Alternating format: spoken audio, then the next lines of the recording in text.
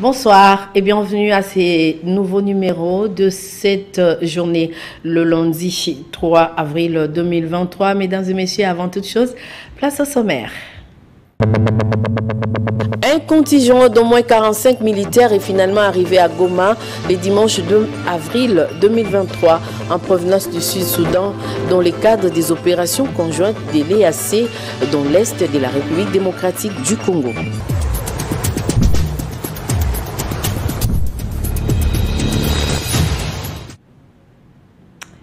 Bonsoir et merci de nous avoir choisis pour vous informer.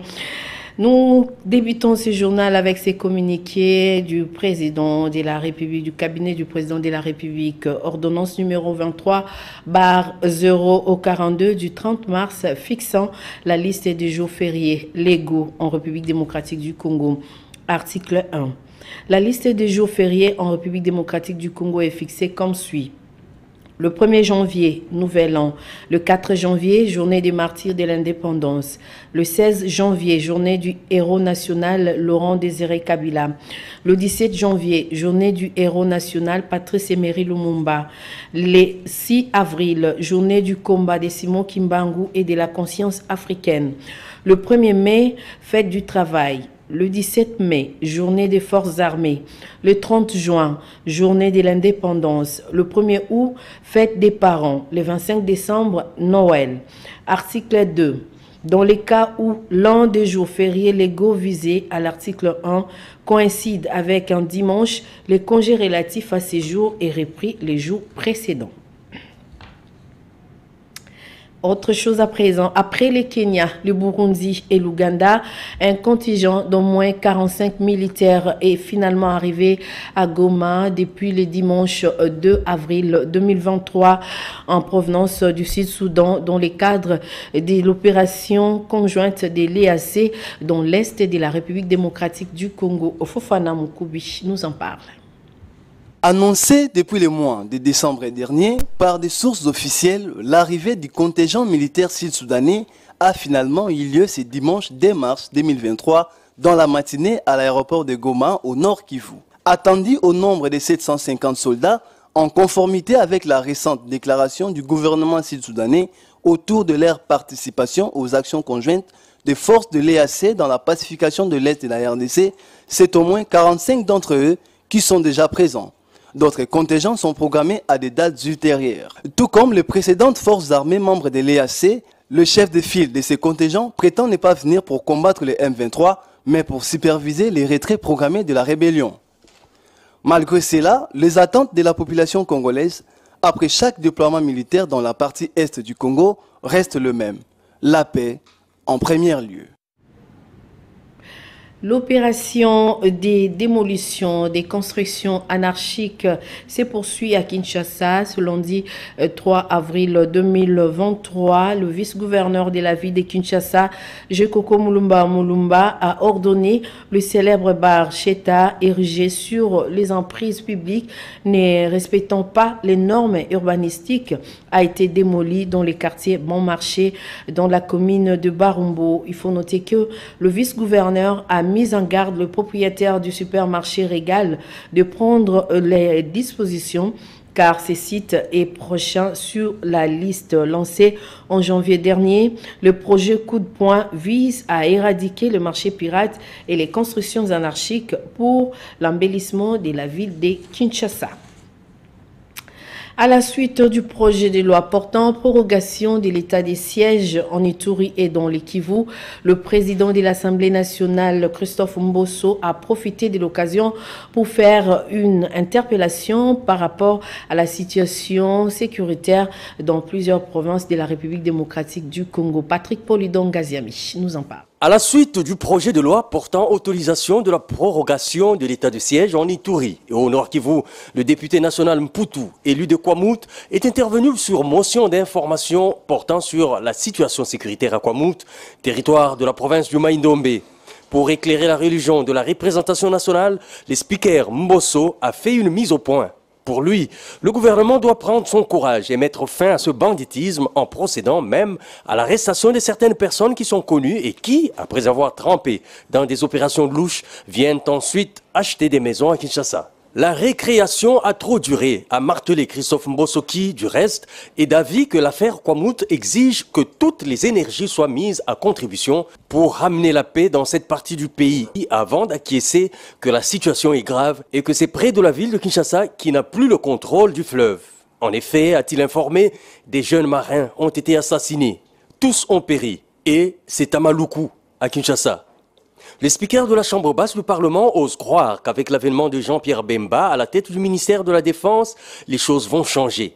Le président de l'Assemblée nationale a enfin exhorté les élus du peuple à travailler ensemble pour sécuriser les circonscriptions électorales afin de leur permettre de vivre en paix et de participer aux opérations électorales. Christophe Mboso les a exhortés à travailler, à rencontrer les responsables des différents services et ministères qui ont en charge la sécurité et la défense du territoire national. C'est de cette façon qu'on arrivera à aider le gouvernement à rétablir la paix partout dans le pays, a-t-il fait savoir aux députés nationaux. À ce dossier, il faut ajouter la question des inondations dans la ville de Kinshasa. Nous devons y travailler tous ensemble, a exhorté Christophe Mboso Kodiapwanga, président de l'Assemblée nationale. Restons toujours à l'Assemblée nationale pour vous parler cette fois-ci de la proposition de loi portant modification de l'article 130 du Code pénal, du Code du travail plutôt, en faveur de la femme travailleuse, déposée au bureau de l'Assemblée nationale par le député national Éric Tchikouma et vivement souhaité par des femmes congolaises. Encore une fois, Patrick Polidon Gaziami et Fofana Moukoubi.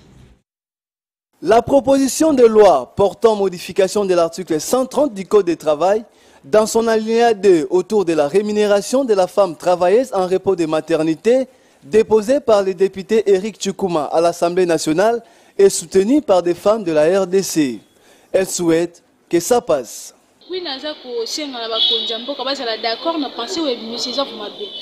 Quand la femme donne naissance, il faut qu'elle s'occupe de son bébé.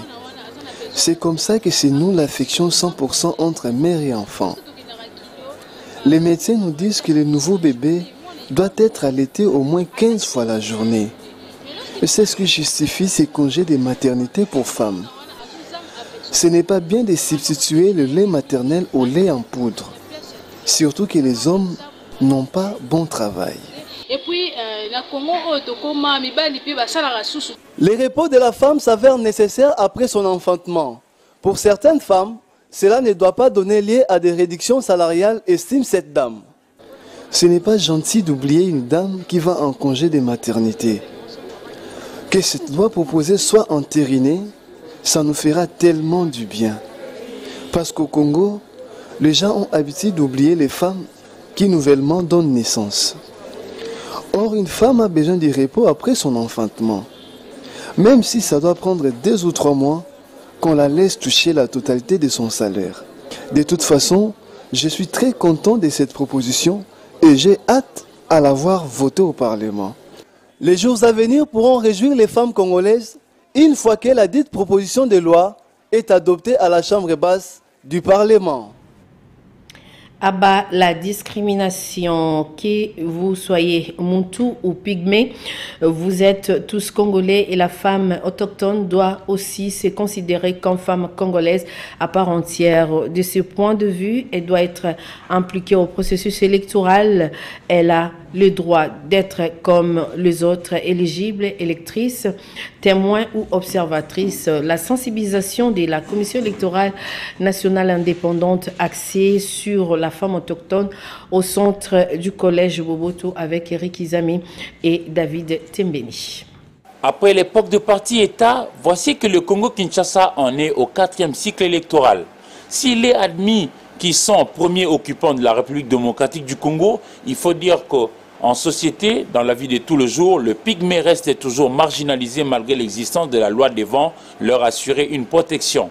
Une loi qui parfois peine à être appliquée sur le terrain. La CENI de Denis Kadima Kazadi a approché cette catégorie des Congolais. Les femmes pygmées ont été sensibilisées par les tandems Didi Manara, deuxième vice-président. Nous sommes sur la ligne droite vers les élections qui auront lieu le 20 décembre de cette année. Et pour ce faire, nous tenons à féliciter le leadership managérial de la CENI avec leur partenaire IFES pour l'organisation de cette journée de sensibilisation des femmes autochtones. Vous savez qu'à la CENI, nous prenons l'inclusion. Nous ne voulons laisser personne de côté. Voilà pourquoi cette journée a été organisée, pour que ces femmes autochtones, comme toutes les autres femmes de la RDC, qui ont droit au vote, puissent réellement participer à cet exercice. Ensuite, en langue vernaculaire, par la questeur adjointe de la CENI, Sylvie Birembano. La femme est vulnérable. Et en français, il souligne la vulnérabilité de la femme. Est-ce que vous avez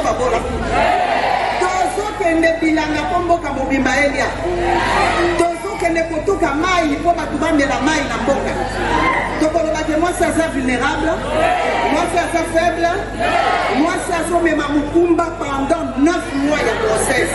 Moi, c'est ça faible, la femme est très forte. Cette rencontre avec la femme autochtone a été l'occasion pour la CENI d'insister qu'il n'y a point de discrimination à faire désormais. Toutes doivent se considérer comme femmes congolaises.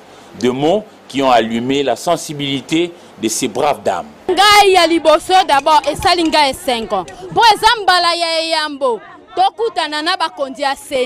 cette occasion leur a offert un espace d'expression, d'où l'engagement pris à la fois pour sensibiliser les leurs et de compétir lors des élections futures. Au nombre de celles qui seront candidates prochainement, j'y serai aussi. Et à la maison, je dois aussi sensibiliser le mien. La CENI en a profité également pour réitérer sa volonté de bien organiser les élections dans le délai constitutionnel et surtout dans la paix. Puisque nous parlons aux femmes, parlons également de la femme de la Fondation Makanzo. Pour clôturer le mois de la femme en bonté, la Fondation Makanzo FOMAC en sigle a donné quelques formations aux femmes de la Convention pour la République et la démocratie CRD et celle des FOMAC sur l'éducation numérique et l'autonomisation de la femme. Suivez. Dans les soucis de rendre la femme autonome et de la faire accéder à la numérisation, comme les suggère le thème du mois de la femme en 2023, la Fondation Makanzo, FOMAC en sigle, a sensibilisé les femmes de la Convention pour la République et la démocratie CRD en sigle et celle de la Fondation Makanzo, FOMAC, sur l'éducation numérique et l'autonomisation de la femme et de la fille. Au quartier Banounou 1 à Matete. Pour Céline Makanzo, c'était important de partager avec ces femmes qui devraient utiliser les téléphones Android et l'Internet dans les e-commerce et autres activités génératrices de revenus. Commune à Matete, kokuta na ba mama ya fondation, na ba mama ya CRD, o ba vandi na Matete, poto solo na bango. Nous sommes venus à Matete pour parler avec les mamans des CRD et de la Fondation Makanzo pour les sensibiliser sur les thèmes du mois de la femme et les avantages qu'il y a en utilisant l'Internet et Android. Satisfaites, les femmes ont loué. Initiative de la FOMAC.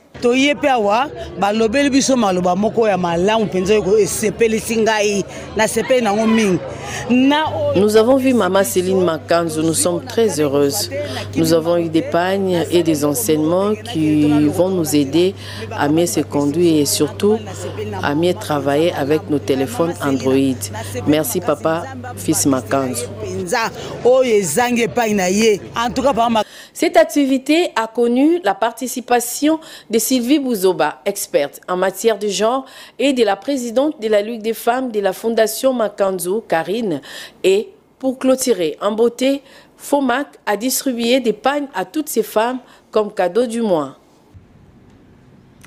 D'une fondation à une autre, Jean-Claude Sungula, président de la fondation qui porte son nom, accompagné de ses membres, a effectué une descente à l'hôpital Onatra Kauka dans la commune de Kalamou pour donner un coup de balai et rendre le milieu salubre. C'était le samedi 1er avril 2023. Suivi.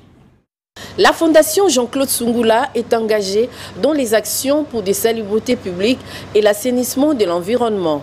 Partant de ses objectifs spécifiques qui sont entre autres la réalisation de projets de salubrité publique, de l'environnement, l'assainissement et la lutte contre la pollution de l'environnement sous toutes ses formes, cette fondation et ses membres étaient à l'hôpital Onatra à Kaouka, dans la commune de Kalamou, le samedi 1er avril 2023 pour curer, nettoyer et donner un coup de balai afin de rendre cet espace propre. Là, nous sommes en train d'œuvrer dans le cadre de la Fondation Jean-Claude Sungula. C'est une première, nous sommes descendus sur le terrain dans le cadre des travaux d'assainissement et de salubrité publique. Nous sommes en train d'arranger, de créer quelques petites rigoles et d'enlever les immondices dans les rayons de l'hôpital de la SCTP et devant les petits marchés. Mais il y a encore beaucoup à faire parce que nous devons assainir les milieux parce que les immondices nuisent à la santé. Un environnement sain pour une santé meilleure. Telle est la mission de la Fondation Jean-Claude Sungula dans son volet environnement. Une fondation qui œuvre au bien-être des Congolais et qui compte étendre ses activités dans tous les districts de Funa. Autre chose à présent, l'idée de créer une entreprise de transport uniquement réservée aux étudiants a été saluée. Mais depuis le lancement des Trans Academia, l'opinion se pose des questions. Où sont passés ces bus? Pourquoi ils ne transportent pas les étudiants, sachant que les autres coins de la République démocratique du Congo attendent bénéficier de la même attention? Eric Izami pour les détails. S'offrir un transport en commun reste un vrai casse-tête dans la mégapole Kinshasa. Le chef de l'État congolais, Félix-Antoine Tshisekedi, a eu une bonne idée de favoriser la création de Trans Academia pour faciliter les déplacements aux futurs cadres de la République démocratique du Congo, partant du modèle de Kinshasa avec un soutien sérieux. L'entreprise a été créée, les responsables déjà nommés, les activités ont été même lancées avec pompe à l'Institut supérieur du commerce de la Gombe IEC. Les jours passent, les mois aussi, mais nul ne voit véritablement ces bus estampillés Trans Academia s'émouvoir dans les artères de Kinshasa pour desservir les différents coins, prendre les étudiants qui galèrent et les ramener au campus pour aller apprendre. Du coup, plusieurs questions reviennent à la surface. Est-ce que tout a été là pour véritablement faire fonctionner cette entreprise Trans Academia? Pourquoi est-ce qu'aujourd'hui, ces bus restent garés au niveau du Palais du Peuple, siège du Parlement national, au lieu d'aller à son siège réel pour sortir chaque matin comme des bus de l'entreprise sœur Transco qui, elle, fonctionne à plein régime? Kinshasa a été le point de départ de cette initiative. L'on a tous vu comment est-ce que Trans Academia a été lancé, mais les autres villes de la République démocratique du Congo, à qui la promesse a été également faite, attendent.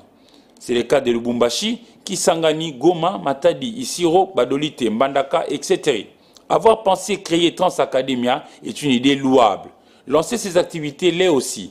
Mais les étudiants basés à Kinshasa notamment et ailleurs, en RDC, voudraient réellement vivre avec bonheur le fait de se déplacer avec le bus estampillé Trans Academia.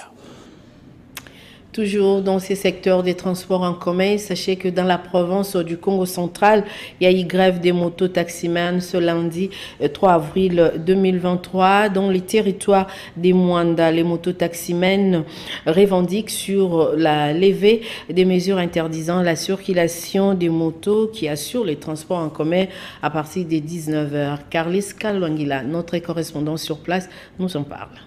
Une journée sans la circulation des motos a été observée ce lundi 3 avril dans l'ensemble de la cité côtière de Mwanda. Et pourtant, la moto est la seule mobilité de transport en commun dans cette cité située au bord de l'océan Atlantique, dans la partie ouest de la province du Congo central. Pour cause, les motards appelés communément les Wewa, faisant les transports en commun, sont montés au créneau pour réclamer la levée de mesures interdisant la circulation des motos à partir de 19h, mais aussi dénoncer les mauvais comportements et la tracasserie de la part des hommes en uniforme qui profitent derrière ce mesure pour interpeller violemment ces motocyclistes même pendant 19h. Rappelons que ces mesures ont été prises par les autorités provinciales pour faire face à la recrudescence de l'insécurité de plus en plus grandissante dans les territoires de Mwanda. Pour ces motocyclistes, malgré l'instauration de toutes ces mesures, mais cela n'a pas réduit les taux de criminalité sécurité dans cette partie de la province. Ces usagers de la route faisant les transports en commun dans la cité de Mwanda disent ne sont pas contre les mesures qui visent leur sécurité, mais par contre les autorités doivent revoir l'ère de l'interdiction de circulation des motos, car les motos sont les seuls moyens de déplacement dans cette cité côtière.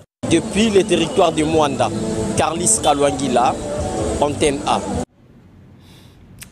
Parlons religion. Dans ce journal, les chrétiens du monde entier ont célébré le 2 avril 2023, le dimanche des Rameaux. Une célébration qui donne lieu à la semaine sainte pendant laquelle les fidèles sont appelés à observer une bonne attitude des prières dans les triduum pascal. Le sens de la semaine sainte et ce qu'a été la messe des Rameaux avec Sylvain Kapombo Bosengele. La semaine sainte est pour les chrétiens du monde entier celle précédant la Pâque et la dernière partie du Carême. Elle est destinée à commémorer la passion du Christ Jésus de Nazareth. Elle commence juste après le dimanche des Rameaux et amène les chrétiens au Triduum pascal qui commence le jeudi saint pour s'achever avec la veillée pascale, la nuit du samedi saint au dimanche des Pâques. Pour cette année 2023, le dimanche des Rameaux a été célébré le 2 avril. Cette cérémonie intervient 6 jours avant la Pâque juive. Dans différentes paroisses de Kinshasa, les fidèles n'ont pas dérogé à la règle. Ils se sont souvenus de l'entrée triomphale de Jésus-Christ à Jérusalem où une foule immense l'a accueilli sous les acclamations. En véritable fervent catholique, le nouveau patron de la police de la province du Haut-Ouélé, le commissaire divisionnaire Palanganawe Elvis, a pris part active à la procession qui est partie de l'enceinte du centre catholique Nganda dans la commune de Kintambo jusqu'à la paroisse Saint-Albert où une messe a été dite. Cette célébration eucharistique a été une occasion pour le général Elvis Palanga de rendre grâce à Dieu pour sa promotion en grade et pour ses nouvelles fonctions de commissaire divisionnaire provincial du Haut-Ouélé. Le dimanche des Rameaux étant donc passé, vive la Semaine Sainte. Il faut dire que la fête de Pâques est la plus importante pour les chrétiens. Elle rappelle la résurrection du Christ, sa victoire sur la mort, qui est l'élément central de la foi chrétienne. En sport, c'est en présence du président de la Fédération congolaise des triathlons que le chef de la division urbaine des sports et loisirs a procédé le samedi 1er avril 2023 dans la salle Cristal de Lingwala à l'installation du nouveau comité de la Ligue provinciale des triathlons de Kinshasa qui sera dirigé désormais par Arthur Amissi. Patrick Borel-Mukendi et Pati Mbouzi étaient là pour le compte d'Antena. C'est le chef de la division urbaine, Wena Bernard, qui a installé officiellement samedi 1er avril à l'espace Cristal de Lingwala le nouveau bureau de la Ligue des triathlons de Kinshasa pour un mandat de 2 ans expérimental. Le néo-président de la Ligue Trikine, Arthur Amissi, met la formation des athlètes au cœur de son projet. Notre première année, ça sera plus basé sur la formation des athlètes et quelques compétitions. Et en 2024, nous chercherons maintenant à sortir pour compétir avec les autres, afin que nous puissions jauger le niveau de notre travail. Présent à cette cérémonie, le patron de la Fédération congolaise des triathlons, Georges Bokondu, veut que cette discipline qui regroupe 3 épreuves, à savoir le cyclisme, la natation et le marathon, soit implantée dans plusieurs provinces de la RDC. La grande mission pour la Ligue de Kinshasa, c'est vraiment de faire rayonner la fédération des triathlons en RDC. C'est-à-dire qu'il faut que la Ligue s'organise bien, organise des compétitions et établisse un bon programme d'activité qui sera effectivement soutenu par le comité national, l'exécutif national de la fédération. Et cette ligue, pour nous, elle est la première parce que nous sommes quand même au niveau de la capitale et c'est là où il y a toutes les institutions du pays. Donc nous comptons plus sur cette ligue. Il y a beaucoup d'athlètes ici parce qu'il faut avoir les experts en marathon, en cyclisme et en natation. Donc ici au moins cette expertise existe. Donc la grande charge pour la Ligue, c'est d'identifier ces athlètes, organiser en pool ou en équipe et puis on commence les compétitions ici. Avant cette installation, le délégué de la division urbaine, Guylain Goma, avait sensibilisé l'équipe de la Ligue Trikine sur comment développer, vulgariser, œuvrer pour la Ligue, puis créer des ententes et clubs de triathlon en République démocratique du Congo. Complétons ce journal par les revues parues ce lundi 3 avril 2023 à Kinshasa dans une sélection et un commentaire de Papi Katassi.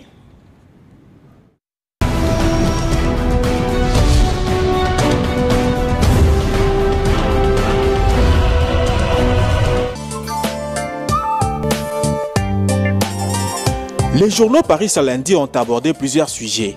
Les potentiels est revenu sur l'agression physique de Christian Bossembe à Paris. Alors qu'il est en séjour de travail dans l'espace Schengen, le président du Conseil supérieur de l'audiovisuel et de la communication CESAC, Christian Bossembe, a été pris par cible à Paris par les inciviques du reste identifiable comptés au sein de la diaspora congolaise. Aussi bien officiel qu'en privé, les condamnations fusent de partout. Contre cette barbarie d'une autre époque, le gouvernement français est appelé à prendre la mesure de la situation, notamment en diligentant des enquêtes pouvant conduire à mettre la main sur les coupables pour des sanctions systématiques. Pour Congo Nouveau, les soi-disant combattants se nourrissent de l'impunité. Aux dernières nouvelles, le président du CESAC s'est porté bien, comme les témoins le ministre de la Communication et porte-parole du gouvernement, Patrick Muyaya-Katembwe. D'après ces hebdomadaires, les phénomènes combattants, c'est dit des Congolais résidant en Europe, particulièrement en France et en Belgique, qui se montrent hostiles au pouvoir en place et à tous ceux qui, à leurs yeux, représentent le pouvoir. Il a vu jour sous Joseph Kabila et a continué malgré l'alternance politique. Cela fait plus de 10 ans que les chanteurs congolais ne se produisent plus en Europe, interdits par ces mêmes combattants que le président Tshisekedi avait fini par qualifier les combats tabac. Dossier si commune, le bureau permanent syndical lance un cri d'alerte à Félix Antoine Tshisekedi. Le bureau permanent syndical de la SICOMINE SA s'en remet à toute confiance au président Félix Tshisekedi pour la résolution de multiples problèmes auxquels est confrontée la conjoncture sino-congolaise. Le bureau syndical permanent sollicite la levée des saisies des comptes bancaires de la SICOMINE. Gouvernement Sama 2 uppercut des Camérés met à mal le plan de l'opposition. Le vice-premier ministre, ministre de l'économie Vital Caméré, est au cœur de l'actualité depuis la publication ce dimanche, dès avril 2023, de la seconde partie de l'interview accordée au magazine Jeune Afrique. Cette interview, affirme Michel Moto, son directeur de communication, a été réalisée en octobre dernier, peu après l'acquittement de l'ancien directeur de cabinet Félix Tshisekedi. Ces médias a cependant signifié dans son contenu que l'interview date d'il y a quelques semaines, laissant comprendre que Vital Caméré, quoiqu'en pleine tractation pour la formation du gouvernement Sama 2, n'aurait jamais pardonné à Félix Tshisekedi pour les traitements lui réservés lors de son interpellation et incarcération à la prison centrale de Makala. Le récit est pathétique et présente un homme qui a toujours cru en son innocence. Situation sécuritaire, les rebelles du M23 libèrent certaines zones occupées mais renforcent d'autres, Rosiga, autour de la cité. 4 jours après la date butoir décidée par la réunion des chefs d'état-major de l'EAC à Nairobi le 9 février dernier, les retraits des rebelles du M23 restent toujours controversés. C'est le constat fait par plusieurs sources contactées par Radio Okapi le dimanche 10 avril 2023. Ces sources reconnaissent que les rebelles du M23 font semblant de quitter certaines positions tout en apportant les renforts dans les territoires des Massissi, des Rutshuru avec l'appui du Rwanda. C'est tout pour cette revue de presse.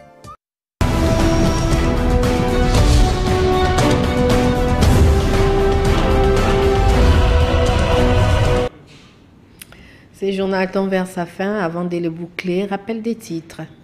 D'au moins 45 militaires est finalement arrivé à Goma le dimanche 2 avril 2023 en provenance du Sud-Soudan dans le cadre des opérations conjointes de l'EAC dans l'est de la République démocratique du Congo.